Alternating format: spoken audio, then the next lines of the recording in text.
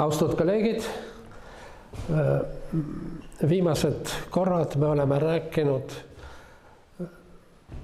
pühast maast, pühast ja mittepühast maast, pühast ja mittepühast valitsejast, valevalitsejast, ise hakanud. Vale Dmitri oli nendest kõige kuulsam, aga ka vale Peeter Kolmas. Kõik need teemad kuidagi riivamisi puudutasid kirikuõpetust. Ja täna ma tahan minna nagu see vale valdkonda minu jaoks ja räägin kirikuloost natukene. Ja ma teen seda teistmoodi kui meie suurepärane lektor Alar Laats. Nii et ma vaatan seda teisest küljest ja natuke teistmoodi. Vot see, et kristlik kirik ei ole püha, sellist ideed, või ütleme ametlik kirik, sellist ideed tekkisid aeg-ajalt ja siiamaani on poleemika sellele, missugune kirik on siis püha ja milline ei ole. 20. sajandil see poleemika ei saa öelda rauges, aga ei ole enam nii terav ja siis modernistlikud pluralismi ideed hakkasid tulema ka kiriku ellu, et on küll, et nemad teevad valesti, jah, aga las nad olla. Ja no näiteks, kuidas ristitakse lapsi? No, kas me paneme neid üleni vette või ainult seal pritsime pähe? Jah? Praegu no isegi me ei saa öelda, et kõikides kirikutes on ühtemoodi. Ja? No, katolikus kirikus tavaliselt pritsitakse või valatakse üle. Aga võib ka panna üleni vanni. Aga isegi vabakogudustel, kus oli omal ajal väga range, et ainult ette. Ja? Aga need on niimoodi, et nad teised pritsivad, see on vale, aga no las nad olla. Ja? Aga omal ajal inimesed läksid surma selle pärast. Või siis seal, kuidas risti ette lüüa. Kas üldse lüüa risti ette või mitte? Kas paremalt vasakule või vasakult paremale? No, las ta siis teeb. See on suurima kiriku lõhe kaart. Me näeme, mida me näeme? Et põhjus on geograafiline, aga seda kunagi ei öelnud. Et põhjused olid teised, põhjus oli millist armulaua leiba jagatakse, selline praktiline, või siis kust tuleb püha vaim. Kas ainult isast või isast ja pojast? Või siis ainult isast ja pojast võib olla, aga seda ei tohi öelda, peab ütlema, et ainult isast. Aga kõige tähtsam on see, mis nimekirjas ei olnud kõige tähtsam. Kes on kiriku pea?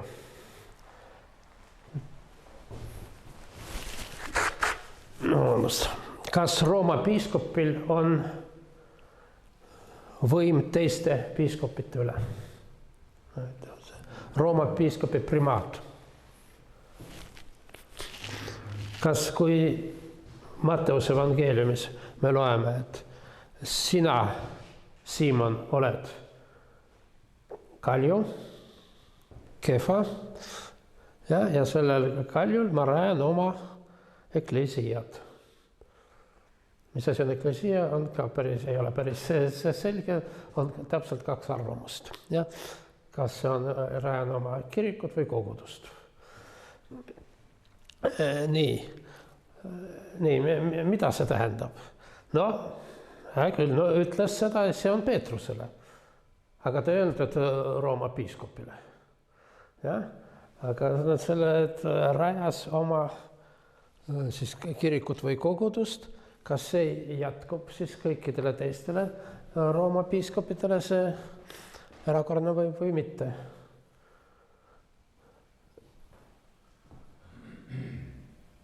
Ja selline administratiivne küsimus oli palju tähtsam kui need teoloogilised küsimused. Ja siis me näeme, et kuidas see jagas geograafiliselt, aga mitte ideeliselt. See on palju huvitavam see, mis siin Aafrikas toimus. Aafrikas ei olnud see piir nii selge. See on teine oluline kirik. No, siin me näeme, et asjad on palju segasemad. See tumesinine on siis luterlus, see ma ei tea, kas eesti keelt seda värvi nimetatakse. Okei, ütleme helesinine. Kas? Ei, kas ta on türkiis või? Midagi türgi värk. See on kalvinism ja siin on veel igasugused teised variandid, aga see, mis on värvitud, seal on protestantism. Aga me näeme, et paljudes kohtades oli nii ja naa. Isegi Rootsis oli nii. Aga see oli, ütleme, reformatsiooni tipp. Pärast tõmbus tagasi Augsburgi rahu. Augsburgi rahu nagu kehtestas seda põhimõtet, mis pani 30, mis pani ususõja lõppu ja pani väga rangelt ja mitte teoloogiliselt. Siin nagu üldse nagu ei saa teine teisega läbi, sellepärast et valesti usuvad. Ja? Aga siis kehtestati põhimõte cuius regio eius religio. Kelle võim, selle religioon. Nii, kui mingisugune vürst on luterlane, siis kogu see vürsti ala on luterlane. Ja seal, mis sa mõtled, millest sa usud, see ei ole oluline. Cuius regio, eius religio. Kelle võim, selle religioon. Ja teoloogilisest seisukohalt täielik absurd. See on mainevõim. See ei ole see. Ei ole nii, et kelle piiskop selle religioon. Ei ole. Kes on, eriti Saksamaal. See oli, Saksamaad siis ei olnud. Erinevad siin vürstiriigid. Vürst on katoliiklane, on katoliiklast, on luterlane, on luterlast. Ja kõik. Nii, see on skeem, kuidas erinevad usuvoolud või hereesiad või lõhed tekkisid. Väike märkus. Meie hea kolleeg Alar Laad on selliste skeemide vastu võidelnud mitmes loengus. Ja te mäletate, kuidas temal on, tal on mitte nii, aga mingisugused jooned, et algusest peale olid väga erinevad. Probleem on selles, et kus on algus. Tema võtab algust kuskilt siit. Aga selles skeemis algus, võt see on Kristus. Ja tema oli üks. Ja see on, ehkki, nagu me teame juba Apostlite tegudes ja Apostel Pauluste kirjades me näeme, et juba siis, kohe pärast tema surma, tekkisid erinevad arvamused. Aga siin on hästi näha, mis on mõjutused. Maniheism ei ole kristlik religioon, aga ta imbus kristlusesse. Maniheilikud ideed olid ka erinevates kristlikutes teoloogidel jälgitud. Mis on maniheism? Maniheism on hea ja selge. On olemas kaks algat, hea ja halb. Miks maailmas on kurjus? Kui Jumal on hea ja tema on ainuvalitseja, miks ta lubab õnnetusi, kurjust, sõdu, maavärinaid ja igasugust asja? Sellepärast, et on kaks algat. See hea Jumal vastab hea eest ja halb Jumal vastab halva eest. Maniheism ise tekkis mazdahismi või zoroastrismi reformina. Zoroastrism ise tekkis Indoeuroopa religiooni reformina. Zaratustra oli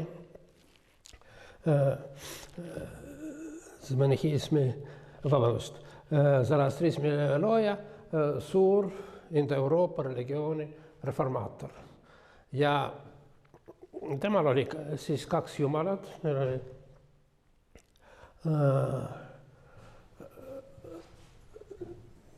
kaks personifitseeritud alget, see on oluline. Ahura Mazda, nii-öelda headuse jumal, ja Angra Maia. Ja nende vahel on igavene võitlus, ehkki on suur lootus, et lõpuks headus võidab. Ahura Mazda võidab ja sellepärast see religiooni tavaliselt nimetatakse mitte Zaratustra järgi, Euroopas tavaliselt nimetatakse zoroastrismi, vaid mazdahism. Zoroastr on Zaratustra vale transkriptsioon, kes mäletab Mozarti võluflööti, siis seal lõpus tuleb see tark Zoroaster, kes lahendab probleeme. Mozarti võluflööt on suurepärane muusikaline teos ja täiesti idiootlik tekst. Libretto kirjutas Mozarti hea sõber ja vabamüürlase looži kolleeg Del Ponte, kes kirjutas veel mitu libretot, kaasa arvatud Don Giovanni, aga Don Giovanni ei ole nii rumal, sellepärast, et see võluflööt oli nagu programmiline teos, sinna ta pani salateadmised sisse ja see on selline allegooriline. Samas, kui me vaatame seda teost tervikuna, siis kõige rohkem jääb meelde mitte see sümboolika, aga Papageno. Suurepärane tegelane, kes ei ole seotud selle vabamüürliku jamaga. Nii, veel, kui võrra Del Pontest jutt on, ta kirjutas Don Giovanni libretto, aga on teada, et selle libretto kirjutamises osales ka Giacomo Casanova. Nii, ei ole teada, missugust osa kirjutas Casanova. Ma arvan, et ma tean. See on see, kus räägitakse need, kus nimetab need seda Don Giovanni ohvrite nimekirjavad, need naised. See väga suurel osas kattub Casanova minu eluga, kus ta räägib oma naistest. See on nimekiri. Tuleme siia tagasi. Nii, miks maniheism on nii atraktiivne, sest ta on lihtne ja ta seletab kõik. Palju raskem on teaditsee või teadike ortodokses kristluses. Aga maniheism see oli maailma religioon praktiliselt. Hiinast Atlandi ookeani. Ja nagu me kõik suurepärast teame, püha Augustinos alustas paganana, siis oli tal maniheistlik periood ja siis alles Kristus. Nii, aga maniheism on palju suurem kui lihtsalt kristluse üks voor. Siin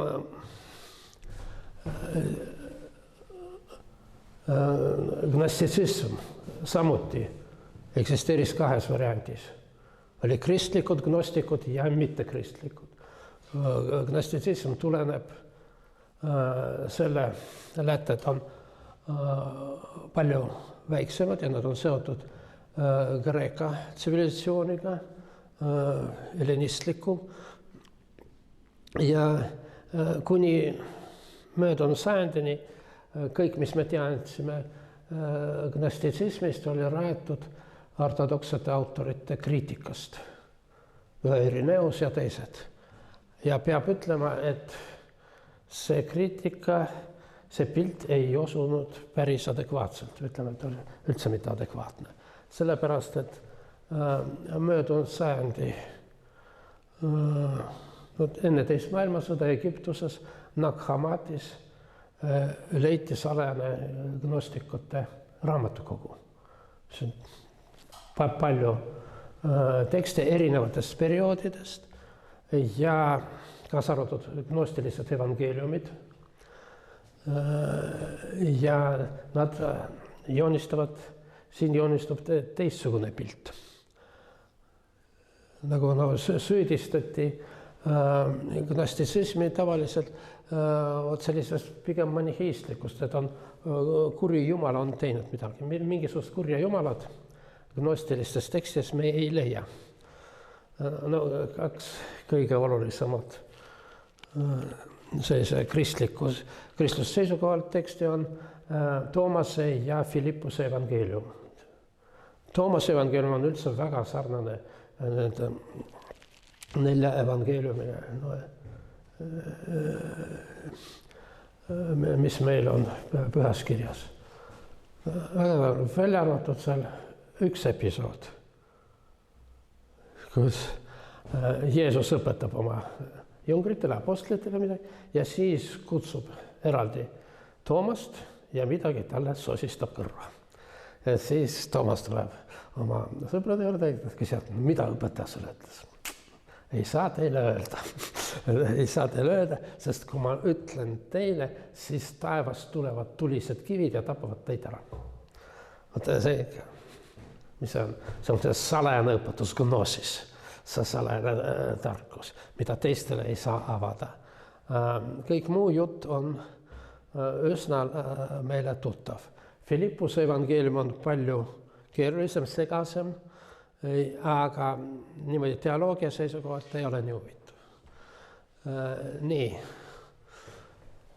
Siin alguses mandanism, see väärib seda, et temast natuke eraldi räägib. Ja siis tulevad ülemaailmsed kantsiilid, esimene Nikea, siis Efeuse kantsiil, siis Konstantinoopolis ja teine Nikea kantsiil ja nii edasi. Nad kõik võitlevad erinevate hereesiatega. Nii. Millised on need hereetilised ideed? No, kui me need vaatame, hereetilised ja ortodoksed, siis tundub, et suurt ega pole. See on sellest, mis siin alguses oli. Juba Paulus kirjades korintlasele ütleb, et no, mis jama teil on seal? Mingisugune lõhe tekib. Kas Kristus on siis jagatud mitmes? Ja? Üks ütleb, mina olen Pauluse oma, mina olen Apollose oma, mina olen Keefase poolel. Ja siin on huvitav, et ta ei ütle Peetrus kreekakeelses tekstis. Ja? Ta ütleb Keefas, aramea nime, nii nagu ta on kivi või kalju. ja mina olen Kristuse poole. See on kõik hea, Kristus on üks, ütleb tema. Siuke nice try. Nad tegelikult kogu aeg jaotasid ja mis ta ütleb, et pärast on kõik. Ükskõik, kuidas nimetate, sest et kõik on Kristuse päralt, kõik on Jumala päralt.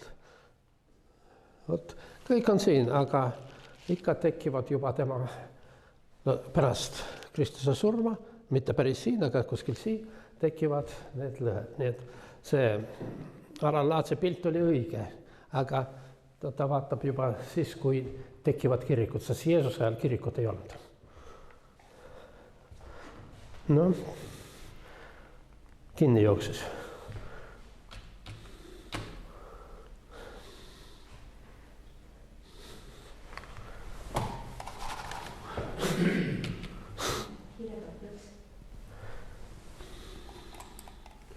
Aha. Okei.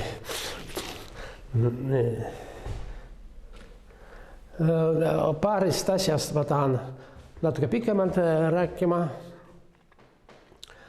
Montanismist ja mul oli sinna reaalsus.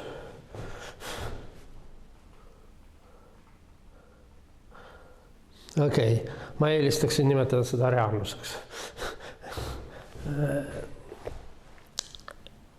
Nii. See on nagu selles skeemis montanism oli esimene ja see oli suur väljakutse. Ehkki tegemist oli praktiliselt alguses kolme inimese tegevusega. Montanus ja 2 naist, kes nad olid. Nendes oli püha vaim kõigest 3. Nad ei vaja sellist bürokraatlikult organisatsiooni ja üldse sellist struktuuri. Püha vaim räägib nagu läbi nendega. Ja see idee aeg-ajalt tekib. Näiteks Inglismaal reformatsiooni ajal olid mitu Priscillat, kes neile tuli vaim peale ja siis nad rääkisid. Ja see on väga paljudel, ma ei taha öelda sektidel, sest sekt on selline halvustav. Väga paljudes liikumistes läbi ajalugu tuleb selline inimene, kellel tuleb vaim peale ja ta räägib.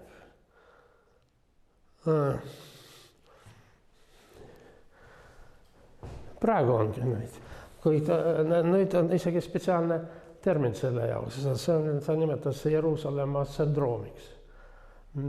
Jeruusalemmas on nii palju pühapaiku, et inimesed hakkavad äkki prohvetiteks. Seal on spetsiaalne vaimuhaigla nende jaoks ehitud. See sümptomid on väga sarnased, et isegi tavaliselt need on mingisugused religioossed grupid, kes tulevad ja siis mingi inimene hakkab eralduma, ei hakka sööma, hakkab kuulutama mingisuguseid fragmente pühast kirjast või kõva häälega lugema psalme, siis eraldub neist ja siis tavaliselt ta võtab hotellis need valged linad ja mähib ennast valgete linadesse ja läheb linna peale. No seal juba teda oodatakse. Aga mõned jõuavad sinna nutumüürini.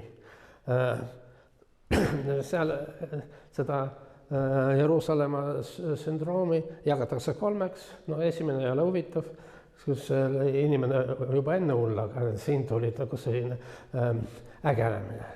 Teine on siis ka umbes sama pluss listeeria, huvitav on 3. Täiesti normaalne inimene tuleb sinna Jeruusalemma, ta nagu saab seal püha vaimu täis ja läheb hulluks.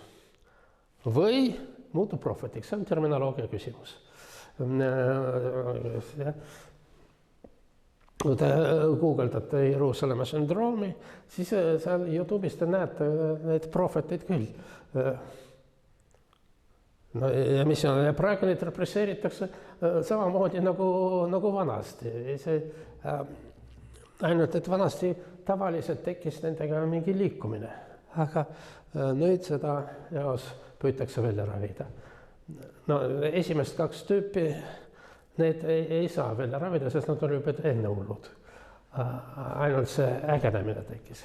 Aga 3. tavaliselt paar nädalat hoitakse seal, siis tuleb jälle selline, no ma ei tea, juurvili sealt välja.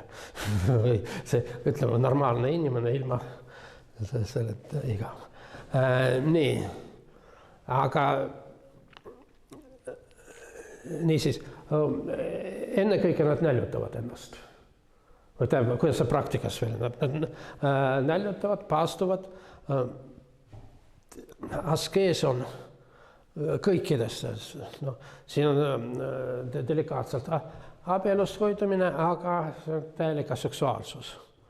Ja hea meelega lähevad märtrisurmale vastu. Sellised ja nad eralduvad institutsionaalsest kirikust ja see mudel kordub ajaloo jooksul. Mitu korda me näeme ja täiesti erinevates kohtades. Me näeme seda ka vene vanausulistest, kellest me täna veel räägime. Nagu rõõmuga lähevad märtrisurma. Nii, kes see Montanus oli? No arvatakse, et ta oli alguses paganlik preester, Kübila preester, siis võttis vastu kristlust, aga võt mingisugust sellisteks, ja võt see on veel oluline, et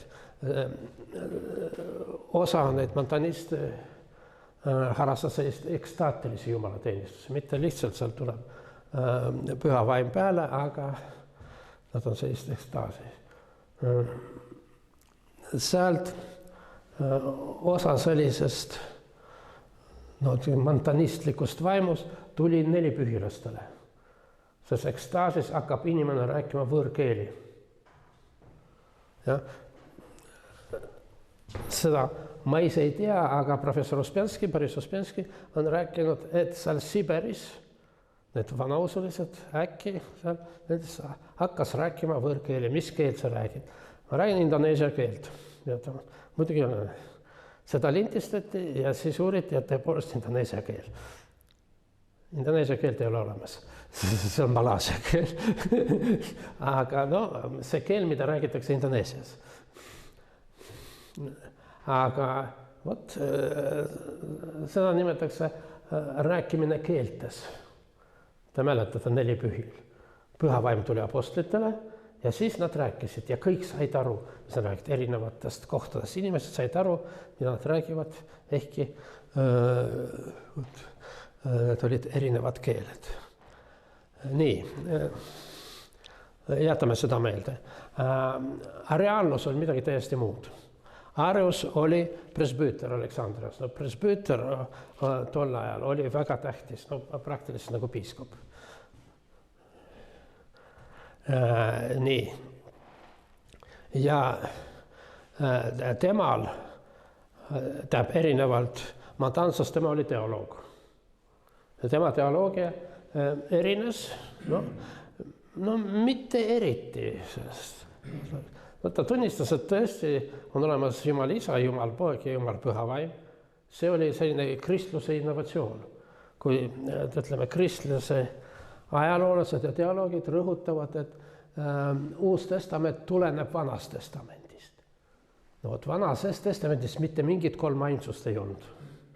Oli ainult Jumal. Ja sellepärast nii juudid kui ka hiljem moslemid süüdistasid kristlasi polüteismis. Teil on 3 jumalat, mis jama see on? Ja te ütlete, et olete monoteistid. Aga ja, siis 3 jumalat, aga 1 jumal. See 1 võrdub 3, see on selline dialektika. Kreeka dialektika, ma ütleks. Ja? Ta on 1, aga tal on 3 isikut. Või ütleme isik 1, aga tal on 3 nägu. Ja, nii, ütleme, Arios ei olnud eriti radikaalne. Hiljem tekivad erinevad antitrinitariistlikud voolud. No, arvatakse, et Hieronymus Bosch oli antitrinitaarlane. On kahtlustati, et Leonardo, aga siin meil mingisugust tõestust ei ole. Boschil on üks kummaline pilt. See pea, kellel on 3 vanamehe nägu ja see on nagu karikatuur, et no vaadake ise, mis jama see on. Et ühel peal 3 nägu, et üks inimene 3 näoga. Nii, aga põhiline on see, et Kristus on, ta süüdistused on tehtud, ei ütle tehtud, võib-olla on sünnitatud ka, aga alguses oli isa, siis tekkis poeg. No juba see terminoloogia ütleb, et no see on ju loogiline, et alguses isa, siis poeg. Ja? Aga püha vaim on, üldse ei ole Jumal, see on pigem nagu ingel. No ütleme, et mingit suurt vahet ei ole selles, kuidas meie kristlased peame käituma. Need on mingisugused, et kus see tuleb, kas ta tuleb, no tuleb püha vaim, see parakleetus, meid lohutama. Ja? Meil on olnud, et meid lohutab, aga mitte see, et kas ta on isa ja poega sama või ta on, ütleme, ingel või lihtsalt selline vaim. Nii, selle vastu võideldi ja Nikea usutunnistuses, mitte apostlikus usutunnistuses, aga selles pikas usutunnistuses, on öeldud, et Kristus on sünnitatud, mitte loodud. Genitum not... No igatahes sünnitatud, mitte loodud. Kuidas? Genitum not factum. Jah, see on just Ariuse vastu. Ja, nii. See on siis meil Arios mingisuguses, ma ei mäleta, mis kirikus, sest ta tavaliselt, et kõik tema pildid ja kujutised on hävinud. Seal Ravenna lähedal püha Apollinaariuse kirikus ta on maha kaabitud, aga käsi on jäänud. See on päris huvitav pilt. Nii. Palju ohtlikum kirik oli Pelagiuse õpetus. Pelagius oli, ta oli munk. Arvatakse, et kelti päritolu, kus missuguse kelti täpselt ei ole teada, kas ta on tulnud Šotimaalt, Britis, Inglismaalt või Normandiast, praeguse Prantsusmaa. Edas tuli Roomasse ja ta ise oli väga asketlik inimene. Ja tema õpetuse tuum on see, et kui oled kristlane, siis ela kristlase moodi. Ja? Et no mis tähendab ela kristlase moodi? Mitte see, et teed pattu, siis lähed pihid ära, siis teed jälle patus, jälle pihid ära ja oled igati hea kristlane. Ja isegi oli selline, see ei olnud teoloogiline doktriin, aga see oli pigem selline psühholoogiline, et mida raskem patt, seda suurem õndsus tuleb hiljem. Ja Jumal rohkem rõõmustab, kui patustaja kahetseb oma patte, kui see, kes kogu aeg elab hästi. Aga peale ei ole nii. Sa tegid pattu, kahetsesid, jah? No lõikasin seal tänaval kerjusel kõri läbi.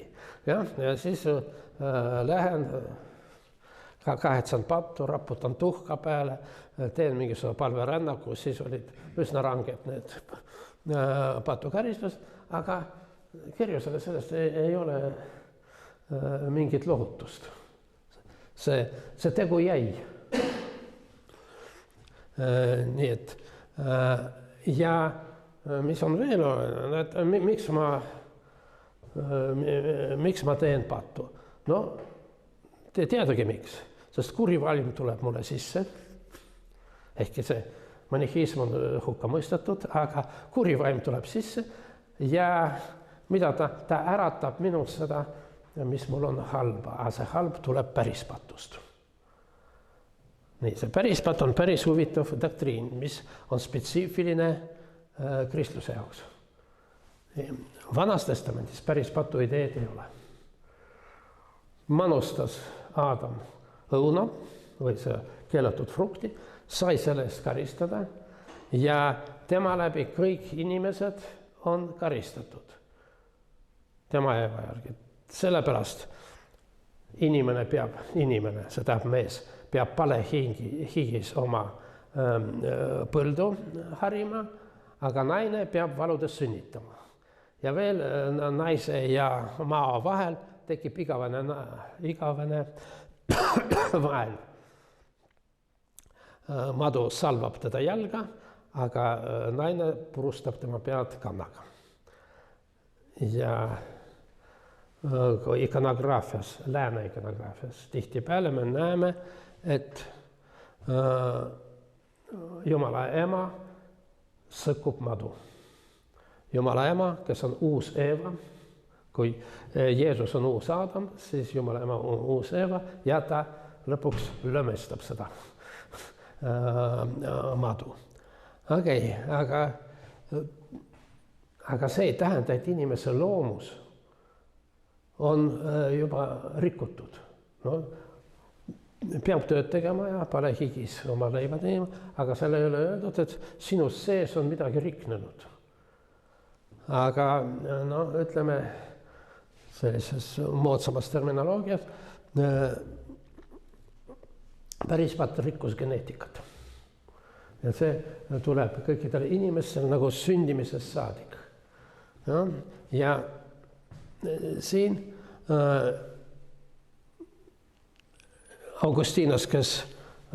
Püha Augustinas, kes võitles Pelagiusega ja põrmustas teda, ütleb, et kuidas ei ole see päris pattumisi. Me kõik himustame. Ja himu on päris patt. Kusjuures seal Vanas testamendis on nagu vastupidi pigem. Et inimene või see Adam tegi pattu, aeti paradiisist välja ja siis tekkis tal selline seksuaalne tung. Siis alles nad nägid Eevaga, et nad on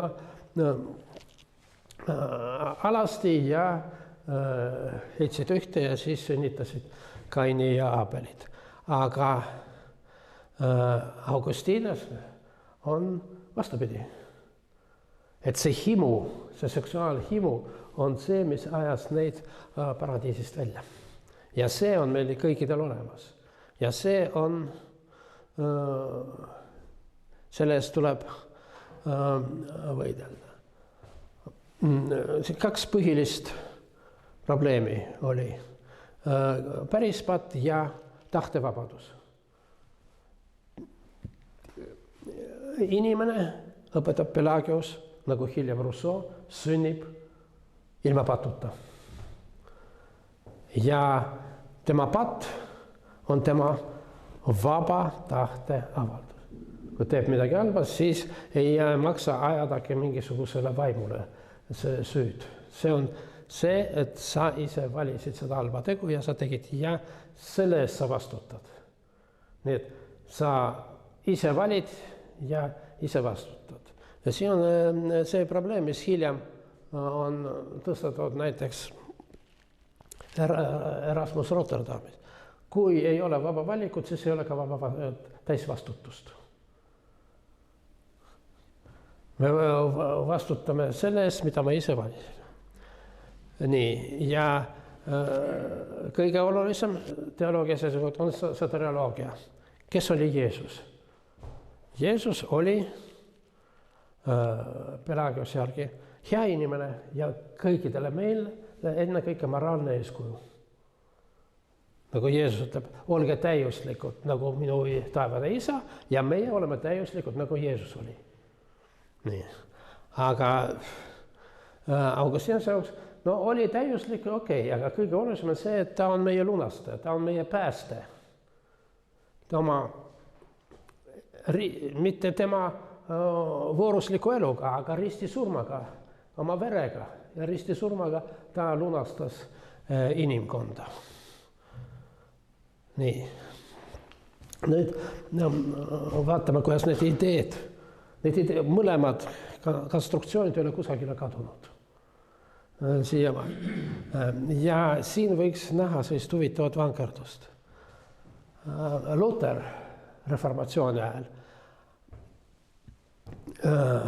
süüdistas katoliku kirikut pelagianluses. Sest mis seal oli? Aga apostli kirjas me teame, et usk ilma tegudeta on, usk ja teod peavad olema tasakaalus. Ainult usk on viljatu ja ainult teod on mõttetud. Ja peab olema usk ja teod. Aga Luther ütles, et see on, mis tähendab ainult teod? See on selline Pelagiuse värk, et elad väärtuslikku, vooruslikku elu ja oledki päästetud. Aga oluline, ütleb Luther, on usk.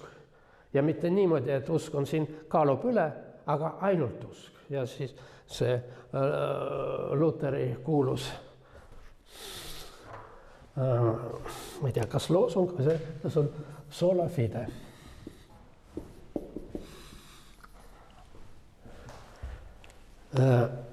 Apostli kirjas me loeme, et usu järgi inimene pääseb, aga Luther lisab ühe sõna. Ainult usu järgi. Nii. Need teod ei ole olulised.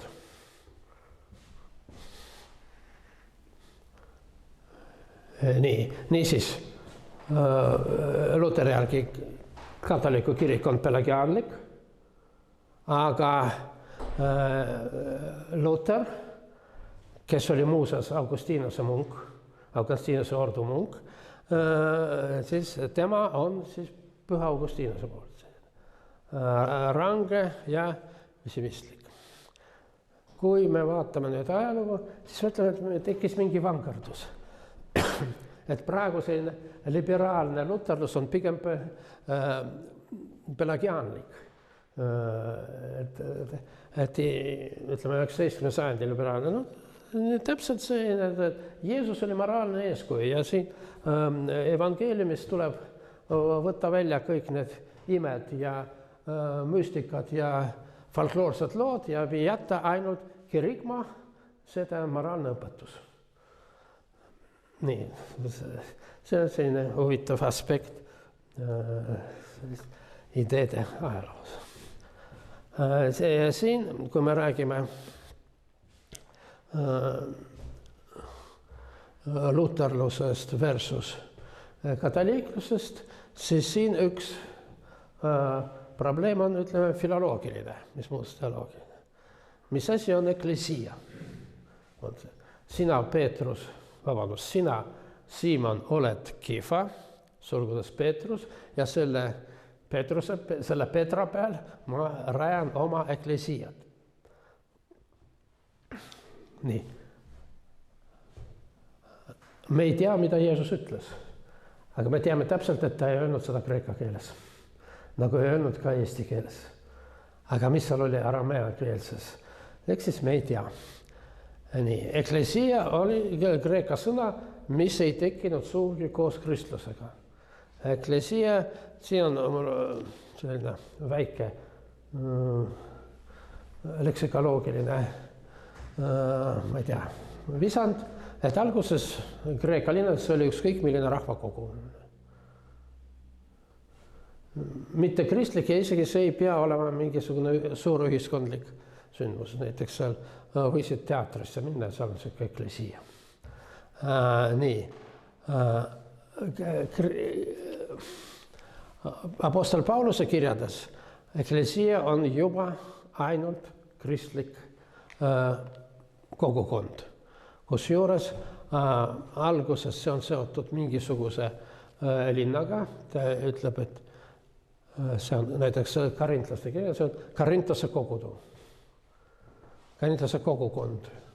Ei ole niimoodi, et seal Karintas suur linn, et seal ei ole erinevaid kogukondi, see on üks.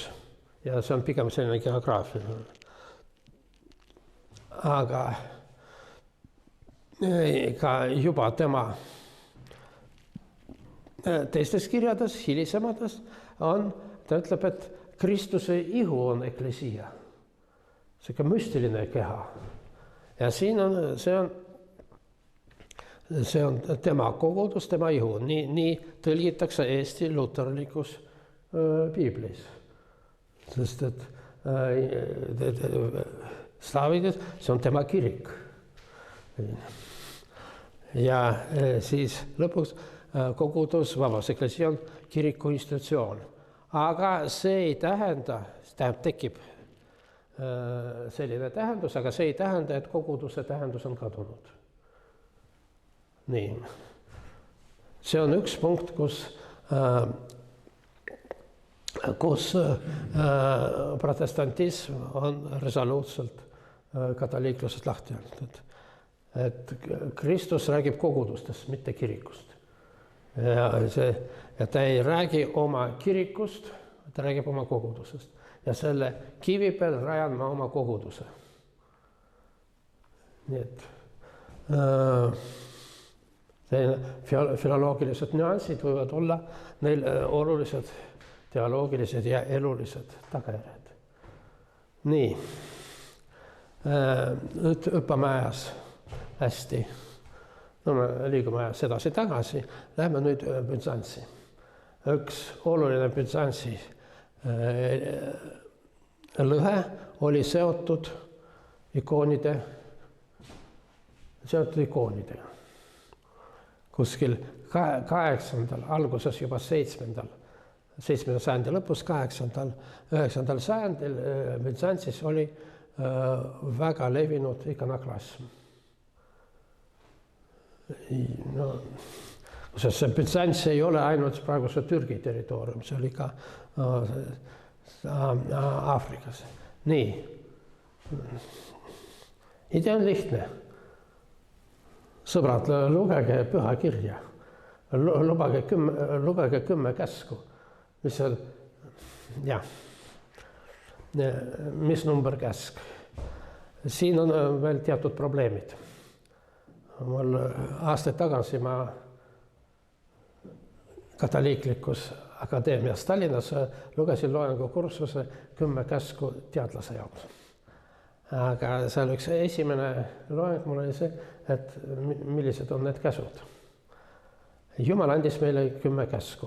Siin on kõik sellega nõus, aga ta ei nummerdanud neid. Ja sellepärast, et alguses on seal nagu loogiline, sest lõpupoole läheb kuidagi imelikuks. Seal ühes käsus mitu keeldu.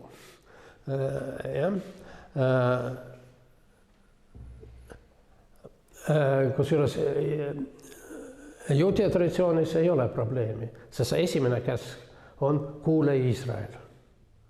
Siis on see, et esimene, mida muuseas preester Miguel, et see on kõige olulisem asi, et sa pead Jumalat kuulama. Ja? Aga siis on juba need keelud. Ja siis loksub paika. Niisiis, kas teine või kolmas käsk ütleb seda, et sa ei tohi teha endale kuju sellest, mis seal on taeva peal, mis on maa peal, mis on veel ja nii edasi. Ühesõnaga on keelatud igasugune figuratiivne kunst. Ja, on veel vähem, siis on lubatud mingisugused sakraalsed joonistused. Miks ei tohi olla figuratiivne kunst? või ütleme seal kivist või puidust asju. Teed endale puidust puusliku ja hakkad teda kummardama. Ja? Aga see on otseselt keelatud. Ja see oli keelatud juudidel, see on moslemitel keelatud. Ja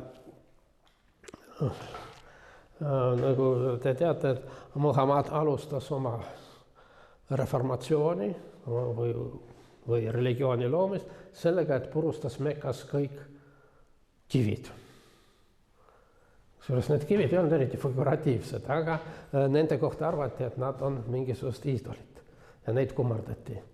Nii siis kivi, puud ega midagi ei tohi kummardada, rääkimata ise teed. No te mäletate, et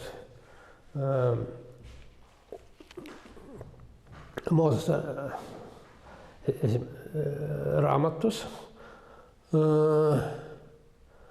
kui Mooses oli Siinai mäel, sai Jumalast muuseas need käsud, need oli seal tükk aega, siis juudid ka ei kaotanud aega, aga tegid endale kullast vasika ja hakkasid teda kummardama ja siis raevanud Mooses lõhkus need käsud oli kivisse rajatud, Jumal andis talle juba need kirjutatud kujul, ja? Lõhkus ära ja arvas, et seda rahvast tuleb üldse hävitada. Nii. Tähendab, algus arvas ja siis Jumal ütleb, et okei, ma hävitan teda ära. Teen sulle uue. Aga siis Mooses palus, et ära ikka veel praegu hävita, äkki midagi nendest veel. Aga sealt tuleb see väljend, ta on ka eesti keeles kangekaelne. Vot see rahvas on kangekaelne. Päris huvitav väljend iseenesest. Nii, okei. Ja nüüd esimesed kristlased pidasid sellisest keelust kinni. Ja kui te käite, ütleme näiteks Roomas katakombides, siis me näeme, et seal, kuidas need piltid hakkasid tasapisi tegema. Alguses on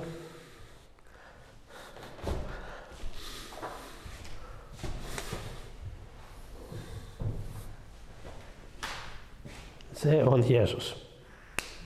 Miks ta on Jeesus? Sest see on kala. Aga kala on ihtios, aga ihtios on Kristus. See on selline jällegi sõnamäng.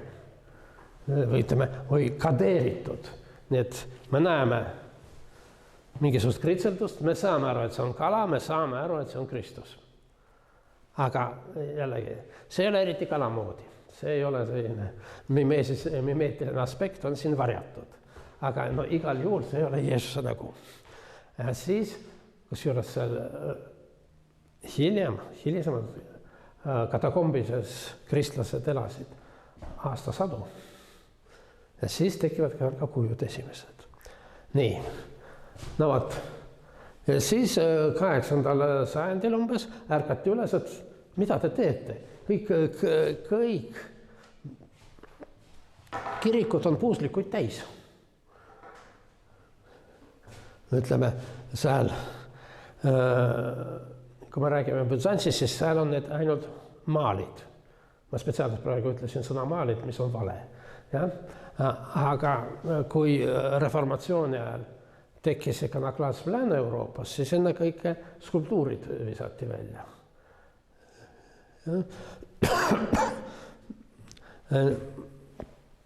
Nii.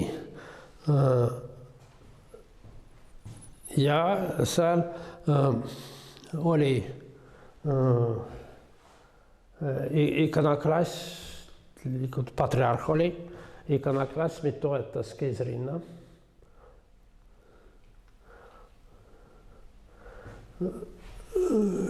Keiser Leo III keelas ikoonide kummardamist.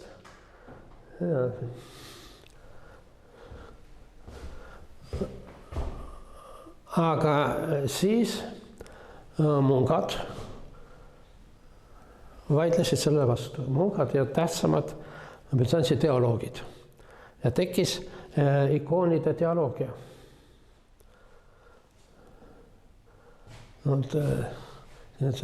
Et juba evangelist Luukas loob Jumala ema ikooni, aga see on 16. sajand ja see on pärimuse järgi Luukas midagi maalis.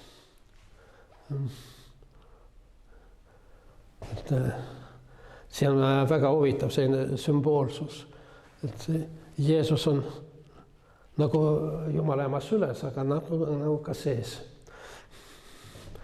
Jumala sünnitaja. Nii. Ja Nikaia teise kirikukogus võeti vastu ikoonide teoloogia. Seda töötasid välja suurimad Byzantsi teoloogid, nagu Johannes Chrysostomos, Vasilius Suur ja teised. Sest see ei ole kuju. Mis see on? Esiteks, siin on oluline selline asi, et füüsiline ja niimoodi meeltega tajutav kujund ei ole vale. Sellepärast, et Jeesus, Jumala teine hüpostaas, Jumala teine nägu, Jumala poeg sündis meile nähtavalt.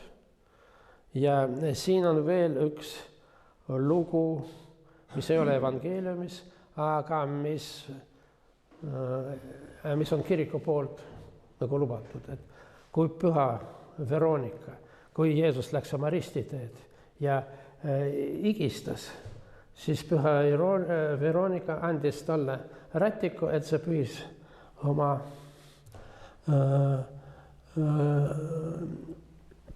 igi. See tegi seda ja siis see olevat esimene ikoon, sest sellel lapil siis peegeldus või tuli veel Jeesuse nägu. Nii, ikoonide kummardamine ei ole puusliku, sest kui me palvetame ikooni ees, me ei palveta sellele puutükile, kus on midagi maalinud. Aga me palvetame sellele, mis teda esitab. Ja see on üldse selline esitamise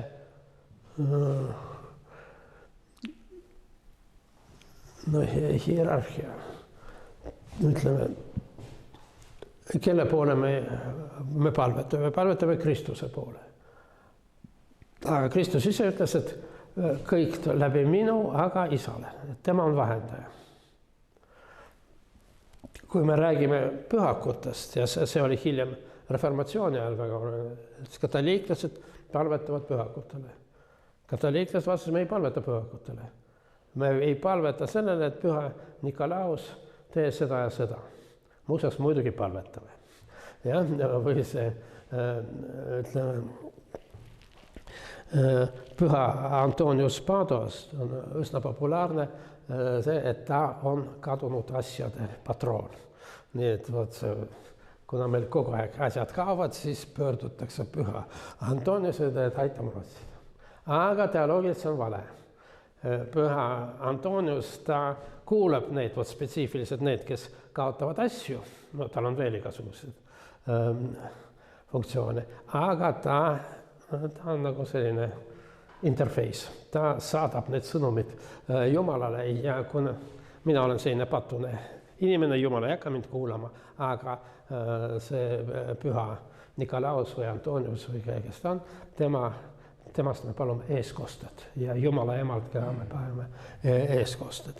Nii ka siin, see ütleme Jumala ema ikoon, me ei palveta ei selle puutüki poole ega ka Jumala ema poole, aga palume, et ta oleks vahendaja. Nii et see on mitmekordne vahendamine. Ja siin on oluline asi see, et ikoon ei ole maal. Ja see on jällegi erinevus lääne ja ida kristluse vahel. Lääne traditsioonis, katoliiklikus traditsioonis ikooni teoloogiat ei ole. Maal võib olla religioossel teemal ja tavaline kunstnik, mingi kardinal tellib mingi kiriku jaoks maali, siis see kunstnik seda maalib. No, see võib olla näiteks Caravaggio, kes on üldse nii patune mees, nagu üldse saab, aga geniaalne kunstnik maalib ja no mis teeb seda eraldi, siis preester või pühitseb seda. Aga see maalimisprotsess on seesama kui ilmalikudel teostel. Ikoonidel on täiesti teine alus. Esiteks, ikoone valmistab mitte kunstnik, aga seda nii kreeka kui vene õigeusu traditsioonis nimetatakse isograaf. Ja ta ei ole kunstnik. Ja ta peab olema vaimulikus seisundis. Ma ei ole kindel, et see praegu Putini Jeesuse Kristuse lunastaja katedraal Moskvas, minu meelest seal olid professionaalsed kunstnikud kaasatud. No, tegelikult juba Aleksandr III ajal see Peterburis katedraal Spas na Kravi, ütleme, päästja vere peal, see on selle koha peal, kus Aleksandr II oli tapetud. Seal olid kaasatud Venemaa suurimad kunstnikud. Aga traditsiooniliselt nii Büzantsis kui keskaegses see ei olnud kunstnik. See oli munk, no nagu Rublev näiteks. Ja kuidas ta valmistab selleks ikooni tegemiseks. Mitte üksnes, esiteks värvid ei ole need samad, millega maalitakse neid ilmalikud. Ta valmistab spetsiaalselt, nii ka see puidutükk peab olema ette valmistatud. Spetsiaalselt kõik on nagu sakraliseeritud tegevus ja kuidas ta ise valmistab, ta paastub, palvetab ja siis alles saab tööle asuda. Et see ikooni valmistamine on askees, aga mitte seal mingisugune kunstiline inspiratsioon. Kunstiline inspiratsioon on isikust tuleb siuke egoistlik asi. Aga see on, ikoon on vastupidi endast loobumine. Ja ikoon ei ole, see kujund ei ole mimeetiline.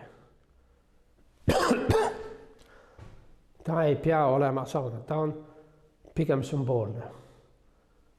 Need on need sümbolid, nagu siin see kala, sümbolid, mis viivad meid. Ütleme, see kuulus Andrei Rublovi kolmainsus. Mis me seal näeme? No see on illustratsioon selle kohale, kus Abrahami juurde tulevad 3 noorukit. Ja. 3 noorukid. Aga siis ta saab aru, et need on 3 inglit. Ja mida siis me näeme? Seal on 3 inglit. See on maalitud see, mida ta saab aru, aga mitte see, mida ta näeb. Aga need 3 inglit on tegelikult Jumal. Ja see on seda nimetatakse Piibli või Vana Testamenti kolmainsuseks. Ja. Nii siis ikooni seisad ikooni ees, sa ei vaata neid, mis seal on kujutatud. Sealt tulevad jumalikud energiat. Ikoon on see, mis tõmbab sind sinna sisse, aga mitte sina ei vaata seda, mis seal päälispinnal on. Nii, nüüd lähme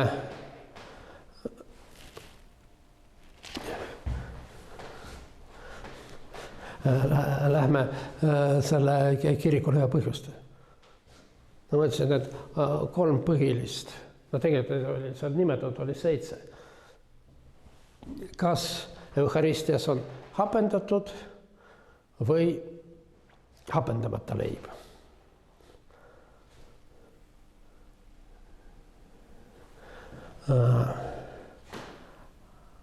Lääne traditsioonis on hapendamata, see ablatsioon, aga ida traditsioonis on hapendatud. Miks lääne traditsioonis on hapendamata? Vot see on nagu vastupidine asi ikoonidega.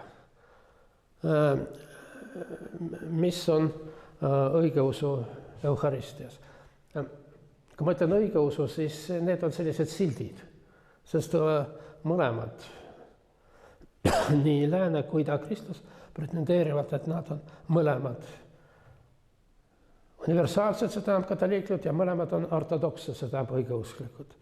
Ma mäletan, kui mul oli venekeelne palveraamat, mis oli avaldatud Roomas, mis ilmus Roomas 1949. aastal enne teist kiriku konsiili, ja seal oli selle usutunnistuse kreedos siis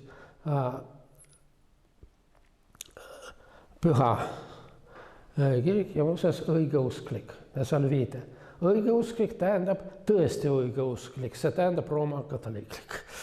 Tähendab, et Rooma katoliiklik ongi see tõesti õigeusklik, erinevad nendest ole. Nii, ütleme, parem on siis rääkida lääne ja ida kirikut. Miks lääne kirikus on hapendamata leib? No sellepärast, et Jeesus suurel neljapäeval tähistas seda Eucharistiat, kasutas Pesachis, see oli juudi kodu, seal Pesachis ettevalmistatud, pidi kõik hapendatud asjad ära juba koristama enne. Ja sellepärast, no tema, mis temal leib, oli umbes nagu see juudi praegu matsa. Jahu, vesi ja kõik. Nii, aga idakristlased, tegelikult võib-olla seda leiba, mida seal ta jagas, hakati valmistama päev enne, kui seda, no ütleme, pärmi või juuretist veel oli. No evangeeliumis ei ole selle kohta öelda. Siin on ebioonid olid üks juutide sekti, kes võttis kristluse vastu.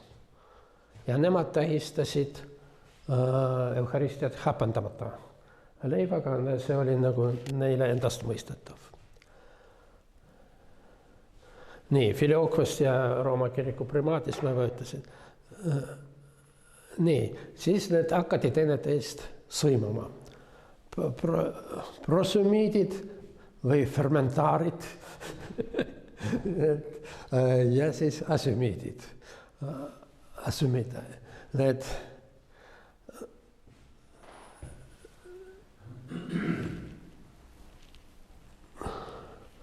niisiis, vot need fermentaaride ideoloogilised nii, okei, mis see hapendatud leivas on? Hapendatud leivas on kõik, mis on vaja. See on eluleib. See jahu on keha, juuretis, see värv on hing, sool on meel, tarkus ja vesi on vaim ja elu. Ja? Seega on hapendatud elav leib. Erinevalt katoliiklasest, kes söövad surnud leiba. Ja? Hapendatud on surnud. 16. Katoliiklased söövad raipeid. Surnud leiba. Siin on siuke huvitav vankerdus võrreldes ikoonidega. Mida siis väidavad katoliiklased? Et seda leiba, mis teie jutumärges elus leib on, seda teeb, mis asi, pagar oma räpaste kätega seal tavalises kojas. Aga meil seda ablatsiooni teevad mungad spetsiaalselt kasvatatud põllust ja nii edasi. Et see leib on pühitsetud juba enne seda, kui läbi töö nagu eukaristid. No, umbes nagu ikoonide valmistav isograaf versus kunstnik, aga siin on vastupidi. Nii, vot see on siis see filiookve. See oli võetud ennekõike, ei olnud üldine kirikudagmaa.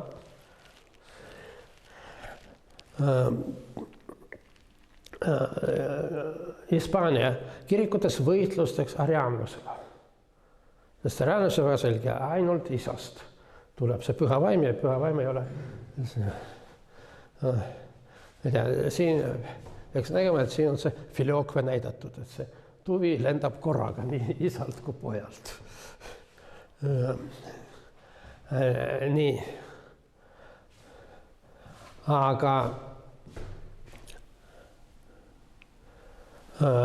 see pneumatoagion tuleb ainult patronast, ainult isalt. Nii, see filiookve muutus, ta tuli Hispaaniast, aga siis laienes kogu lääne kirikus ja nii see on.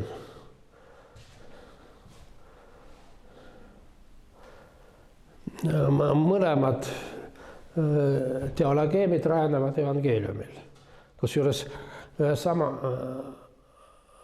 roomlaste kirjale. See on 8. peatükk seal 11. Ja siin on selge, et see, et Jumala vaim on Kristuse vaim. Aga temast, tema läbi ja temasse, see nagu viitab ainult isale. Nii, ja see on, kui me räägime praegu, no eriti, see on oluline õigeusule, tähendab idakirikule. Et miks te siis ei ole nõus katoliiklastega, kes ennekõike nimetatakse filiookve. Katoliiklastele see filiookve ei ole nii tähtis. Näiteks apostlikus usutunnistus seda üldse ei ole. Seda täis Nikeas ja Konstantinoopolis kreedot loetakse harva. Ja no ütleme, siis praktilises elus, mis vahe siin on? Kas tuleb? Mis vahe on, ütleme, ortodokses kirikus ja ariaanluses? No, teoloogia tööd vale, aga meie elus. Me saame aru, et vahe on pelagiaanlusega. Seal on praktilised tagajärjed. Aga siin, no vot, üks usub nii, teine naa, peaasi, et oleks hea inimene. Nii. See on see Rooma piiskopi priaadi.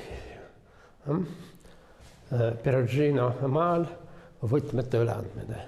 Jeesus annab võtmeid Peetrusele. Siin on mingisugust apostlid ja vagad naised. Seal, ütleme, selline renesanslik linn. Ja muuseas, pange tähele perspektiivi, kui me räägime ka sellest. Nii, vot see kuskil Itaalias 15. sajandil Peetrus annab, Peetrus saab võtmeid Jeesuse käest. Nii, ja see on see Rooma piiskopi või papa, see primaat.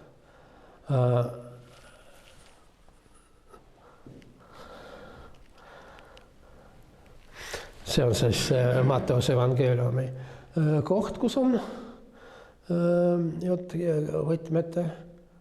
Mis võtmed see on? Esiteks, selle kaljule sinule ehitan ma oma koguduse, see on mul eestikeelses, see tähendab luterlikkusest evangeeliumist. Ja ma annan sulle taevariigi võtmed. see on huvitav, et selline taevariigi võtmed näevad nagu maised võtmed, aga suuremad. Ja kui te panete tähele Vatikani vappi, siis seal on 2 võtid. Kuldne ja hõbedane, taevane ja maine. Nii, millest lähtus siis Konstantinoopol, kes ei tahtnud, kes ei tunnistanud paavsti ülemvõimu, oli selline pentarhia. 5 patriarhi võrdsus, aga Aleksandr, Antiohia, Jeruusalemma, Konstantinoopoli ja Rooma patriarh või Rooma piiskop oli esimene võrdsete hulgas. Nad tunnistasid, seda ei saa siin nullida, aga ta on esimene, aga tal ei ole mingisugust spetsiifilist sakraalset või isegi administratiivset võimu näiteks Antiohia või Jeruusalemma üle. Nii, perspektiiv.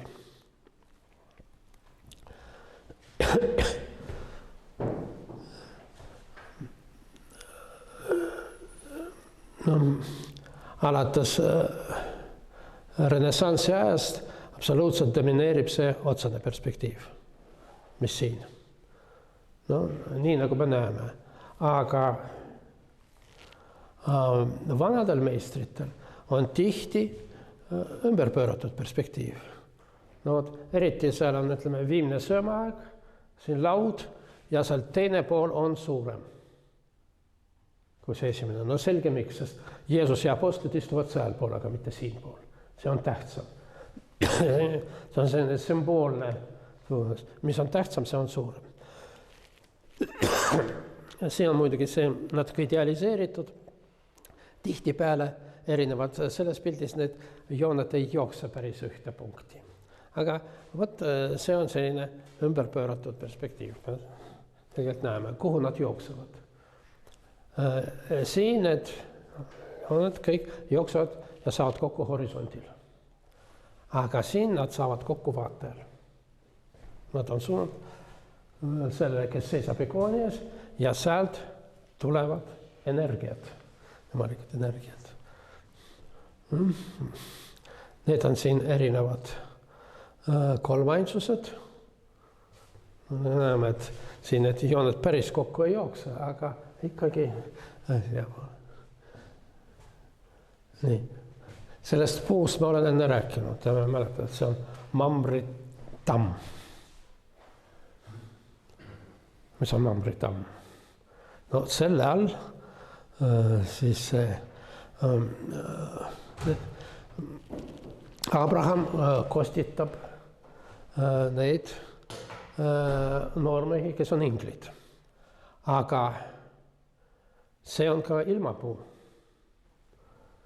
Ja sellest Mamritammest hiljem meisterdati see rist, mille peal Jeesus oli risti löödud. Et siin on see igavene maailma keskpunkt siin, pluss selle vilus istuvad inglid, pluss veel sellest hiljem valmistatakse see püha rist, mille peal Jeesust lüüakse risti. Iisraelis on mitu need Mamritamme, kus erinevates kohtades. Üks on Hebroonis, teine on Jeruusalemma vanalinna lähedal, seal, kus on püha risti klooster. Praegu on kokku kuivanud. Ütleme, et bioloogid, botaanikud ütlevad, et ikka tamm võib elada hästi pikka elu, aga mitte 1000 aastat. Ja pealegi seal on veel huvitav, sellest valmistati rist, aga ta ikka on alles. Kui olete Jeruusalemma sattunud, siis tulge seal vanas linnas välja ja külastage Püha Risti kloostrit. Uks on kinni, aga ärge kartke, helista kella. Siis see on õigeusu, aga Gruusia õigeusu kirik, klooster. See on praegu tühi. Mis tähendab tühi? Seal on ainult suveniiride putka. Seal meeneid saab osta, neid valmistavad mungad. Ma olen mitu korda seal käinud ja ükskord ma sattusin sinna grupiga nagu Venemaalt need, ma ei tea, palverändurid või turistid tulid ja seal üks daam, ilmselt vene päritolu, aga austraallane, seletas kõik ära ja need siis need vene palverändurid või turistid ütlesid, no näete, teie siin virad, me võiksime teid aidata. Ja? Siis tema väga rangelt ütles, et venelastel me ei võta midagi vastu ja neid siia ei lase. Sest venelastel on selline komme, et nad võtavad küll ja unustavad tagasi tuua. Puhtas vene keeles ta seda ütles. Ja miks see on veel kultuurist oluline? Et selles kloostris munkana olevat olnud Šatar Rustaveli, kes kirjutas just nimelt seal Rüüter tiigli, mis asi, kasukas nahas. See tiiger vist ei olnud tiiger tavaliselt. Kas eesti keeles on tiiger? Ja, aga no, see on lumeleopard, keda see Rüüter, kellega võitles ja tappis. Ma teadsin, et seal on Šatar Rustaveliga kuskil joonistatud. Ma ei leidnud kuskil ja siis küsisin ühelt munkalt, kes seal jooksis, et kus siin Šatar, ta näitas mulle ühel ikoonil, vaata siin nurgas on väike mehik ja see on see kuulus Šatar Rustaveli. No vot, siin see on nii nimetatud Permis, see tähendab Koomi kolmainsus, Zõrjanide kolmainsus. Siin see tamm on eriti huvitavalt joonistada. Nii, see on, need inglid on ainult 3, siin need ülejäänud pead on tiivad.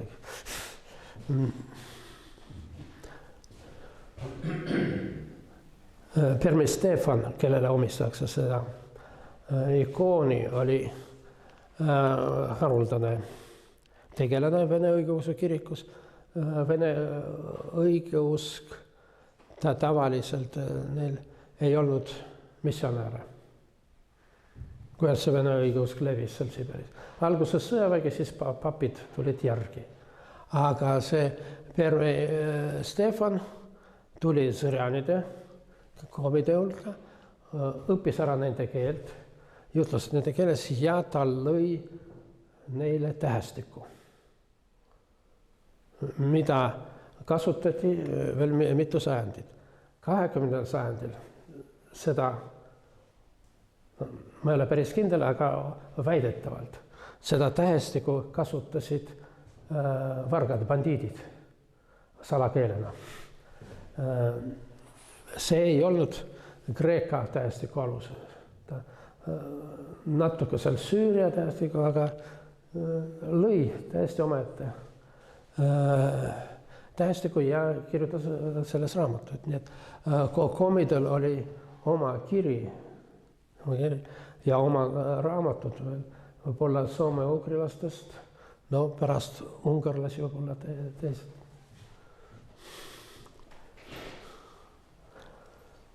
Nii, seda maali te olete juba näinud, see on see palmipüha, patriarh Nikon kehastab Jeesust. Jeesus tuli eesli, siis näes eesliga Jeruusalemma, aga Nikoni jaoks eesel võib-olla oli liiga prosta ja ta võttis hobuse. Aga no tegelikult allikad ütlevad, et ta eesli otsas oli. Ja see on siin, no üldiselt see on rohkem Aleksei Mihhailovitši nägu, aga kirjelduse järgi see rakast hoidis kinni nimelt tsaar. Nii seda võtta. Nii. Ma saan aru, et aega, et koristaja on ka inimene. Nii. Hea küll, siis sellest räägime, kiriku lõhest räägime hiljem. Siin see on see Nikon, siin Aleksei Mihhailovitš ja nad koos lõhuvad Vene kiriku ära. Okei, siis sellega ma lõpetan täna.